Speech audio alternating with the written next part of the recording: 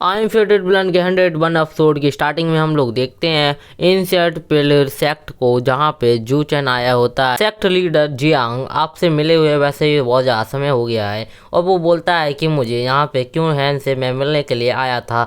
जू चैन की ये बात सुन के सेक्ट लीडर कहती हैं कि वो दिन ब दिन बहुत ही ज़्यादा पिलर फाइलिंग में एक्सपर्ट होती जा रही है और वो जू क्यून हैन और उसके साथ में और भी फीमेल डिसाइपल सेक्ट लीडर के पास में आ जाते हैं और वो उन जू चैन की बहुत ही ज़्यादा तारीफ कर रहे होते हैं और बोल रहे होते हैं कि वो डिवाइन रिमम के पीक स्टेज पे है। और तभी वहाँ पे जू चैन बोलता है कि हैन तुम यहाँ पे आ गई, वैसे भी मैं तुम्हें ही वेट कर रहा था कि तुमसे मैं मिलता जाऊँ। और वो बोलते हैं कि आपका इतनी काइंडनेस के लिए थैंक्स है कि आप मेरे एक रिक्वेस्ट पे यहाँ पे मिलने के लिए मुझसे आ गए। और उसकी ये बात सुन के वहाँ पे जितनी भी फीमेल डिसाइपल होती हैं वो बोलती हैं कि जो यंग मास्टर जू चैन बहुत ही ज़्यादा अच्छे हैं। और सीन शिफ्ट होता है और हमें दिखाया जाता है कि वो टहलते हुए जा रहे होते हैं और बातें कर रहे होते हैं कि वैसे भी बहुत ज़्यादा समय हो गया है यंग मास्टर, आपसे हम मिले नहीं। और वो जू चैन बोलता है क्या तुम मेरा एक काम कर सकती हो, और वो अपने कपड़ों में से एक चीज़ को निकालने लगता है और जिसको देख के क्यों है बोलती है क्यों नहीं, मैं ज़रूर से कर सकती हूँ। और वो एक पिल रिफाइनिंग रेसिपी उसको दे देता है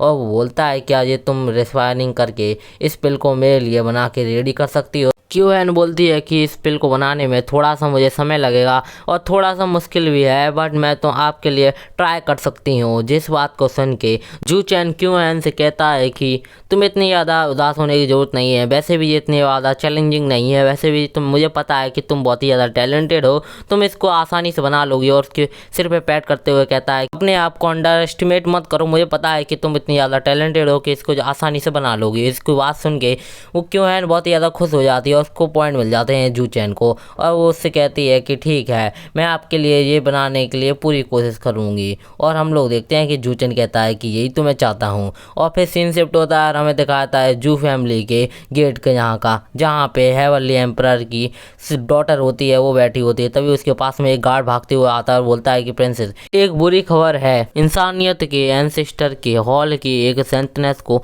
शक है कि हमारे हेवनली एम्परर माउंटेन पे हमारे प्रिंस को, जैसे कि वो इन डिमोनिक हार्ट के इनहेरिटर हैं। उसकी बात को सुन के वो बहुत ही ज़्यादा चिंता करने लगती है और सोचती है कि उनकी तो याददाश्त भी जा चुकी है। और वो बोलती है कि हमें बहुत ही बड़े प्रॉब्लम में फंसने वाले हैं, तो हमें जल्दी से रिट्रीट करके उनके पास में पहुंचना चाहिए।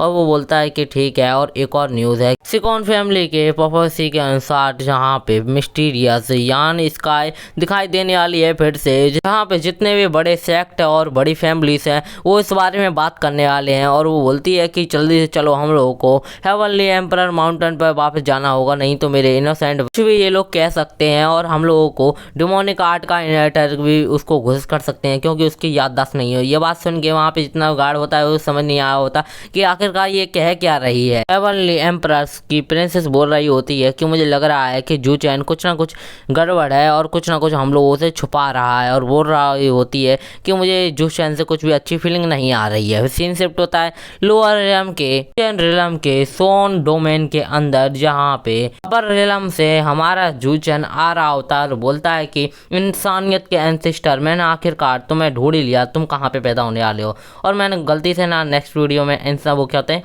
सीजन 1 बोल दिया था, इंसानियत के एंसेस्टर का रिव्यू क्या होता है वो होने वाला है, वही जगह है ये, सॉरी।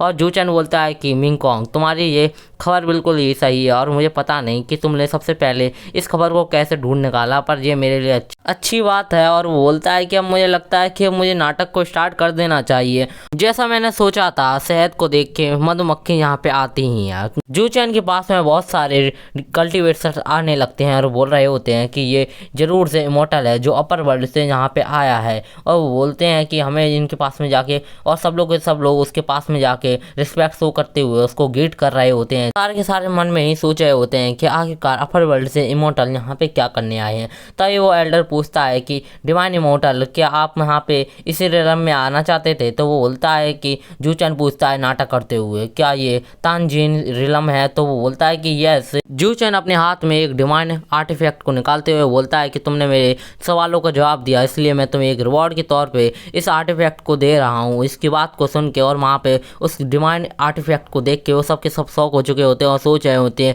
कि ये डिवाइन इमोर्टल बहुत ही ज़्यादा रिच हैं और ये बहुत ही ज़्यादा पावरफुल भी लग रहे हैं। तभी हम लोग देखते हैं कि वो जू चैन उस डिवाइन आर्टिफैक्ट को उन लोगों की तरफ भेज देता है और बोलता है कि ये तुम्हारे रिवॉर्ड के तौर पे है जो तुमने मेरे क्वेश्चन का आंसर दिया। जू चैन उनमें से एक बंदे से पूछता है कि ताइसू सेक्ट क्या यहीं पे आसपास है, तो वो बोलता है कि हम लोग ताइसू सेक्ट से ही हैं, आपको क्या ताइसू सेक्ट में ही आना था? तो वो बोलता है कि हाँ, मुझे अपर वर्ल्ड से ताइसू सेक्ट में ही आने के लिए मैं यहाँ पे आया था। और वो बोलता है कि तानसेन सेक्ट में मैं ताइसू सेक्ट के लिए ही यहाँ पे मिलने के लिए आया था। वो लोग बोलते हैं कि ठीक है डिवाइन इमोर्टल, तो हम लोग आपको अपने लीडर के पास में ले चलते हैं। और तभी वो एल्डर सोचता है कि मैं इतना ज़्यादा प्रीशियस वेपन को नहीं ले सकता और वो जू चैन को उसको रिटर्न कर देता है और बोलता है कि डिवाइन इमोर्टल मुझे माफ़ करना, बट मैं इतने ज़्यादा प्रीशियस वेपन को नहीं ले सकता, वैसे भी हम इतना ज़्यादा डिजर्व नहीं करते। और वो इसकी बात को सुन के जू चैन अपने मन में बोलता है कि इस एल्डर को पॉलिटिक्स बहुत अच्छे से खेलने आती है, मुझे पता है कि इसने रिटर्न क्यों किया। तभी वो एल्डर बोलता है कि डिवाइन इमोर्टल प्लीज़ मेरे साथ में चलिए, मैं आपको अपने सेक्ट लीडर को मिलवाने के लिए चलता हूँ। सीन शिफ्ट होता है किंग यू पे ऊपर, जहाँ पे उसके पास में एक बंदा आता है और बोलता है क्राउन प्रिंसेस हमने पता लगा लिया इंसानियत के एंसेस्टर का बोन कहाँ पे होने वाला है। तो बोलती है कि आखिर वो कहाँ पे पैदा होने वाले हैं। टेंशन रिलम के साउ डोमेन के ताइसू सेक्ट के अंदर बोन होने वाले हैं। किंग यू एक बंदे का नाम लेती है, उसका नाम जेंग यू है और बोलती है कि मैंने तुम्हें पूरे के पूरे आठों डोमेन के अंदर ढूंढ लिया, आखिरकार तुम हो कहाँ पे। सीन शिफ्ट होता है तेंसु सेक्ट के अंदर, उनके एंसेस्टर की बहुत बड़ी मूर्ति होती है। तेंसु पैलेस का सीन देखते हैं जहाँ पे बहुत सारे डिसाइपल्स और एल्डर्स आए होते हैं और पूरे का पूरा पैलेस को घेर रखा होता है। वहाँ पे डिसाइपल्स बात कर रहे होते हैं कि यहाँ पे डिवाइन इमोर्टल आए हुए हैं और वहाँ पे हम लोग देखते हैं तेंसु सेक्ट के लीडर का, जहाँ पे वो उनको गाइड कर रहा होता है और बोल रहा होता है कि डिवाइन इमोर्टल वैसे आपका नाम क्या है। और हम लोग देखते हैं कि जू चैन बोलता है कि मेरा नाम टी टेंसु है और उसका नाम के सुन के वो लोग सोच रहे होते हैं कि ये बिल्कुल हमारे सेक्ट के नाम से मैच खाता है, ऐसा लग रहा है कि ये हमारे कोई ना कोई एंसेस्टर हैं। जू चैन अपने कपड़ों में से एक तकनीक को निकालता है और बोलता है कि मैं इस तकनीक को तुम लोगों को देने के लिए बहुत सालों से सोच रहा था कि रोल में आके मैं टेंसु क्रिएटेड तकनीक को तुम लोगों को पास डाउन कर दूं, जिससे तुम लोग और भी ज़्यादा पावरफुल हो सको। जिसको सुन के ना वो सब के सब कह रहे होते हैं कि ये तो आपकी काइंडनेस है एंसेस्टर। तकनीक में से बहुत ज़्यादा डिवाइन ऑरा निकल रहा था, जिसको देख के वो लीडर बहुत ही ज़्यादा खुश हो जाता है। फिर हम लोग देखते हैं कि जू चैन अपने मन में कहता है कि मुझे पता था कि ये ऐसा ही सवाल कुछ ना कुछ पूछने ही वाले हैं, वैसे भी मैंने इसकी पहले तैयारी कर रखी थी और मैंने इनके एंसेस्टर की जितनी भी जानकारी थी उतनी जानकारी को निकाल के रख लिया था। ताइसू सेक्ट लीडर को देखते हैं जो तकनीक को पढ़ते हुए और को देखते हुए बोलते हैं कि ये तकनीक बहुत ही ज़्यादा कमाल की है, जिस तकनीक से मैं इतने सालों से लेवल पे अटका पड़ा हूँ उससे मैं ब्रेक थ्रू कर सकता हूँ। फिर हम लोग देखते हैं कि वो सब के सब जू चैन के सामने नील डाउन कर दिए होते हैं और बोल रहे होते हैं कि एंसेस्टर आपने बहुत बड़ी हमारी मदद की है, इस मदद को हम लोग कभी नहीं भूलेंगे। और हम लोग देखते हैं जू चैन अपने मन में बोलता है कि आखिरकार मछली जाल में फंसी गई। इसी के साथ एपिसोड खत्म होता है, मिलेंगे नए एपिसोड में और तब तक के लिए बाय।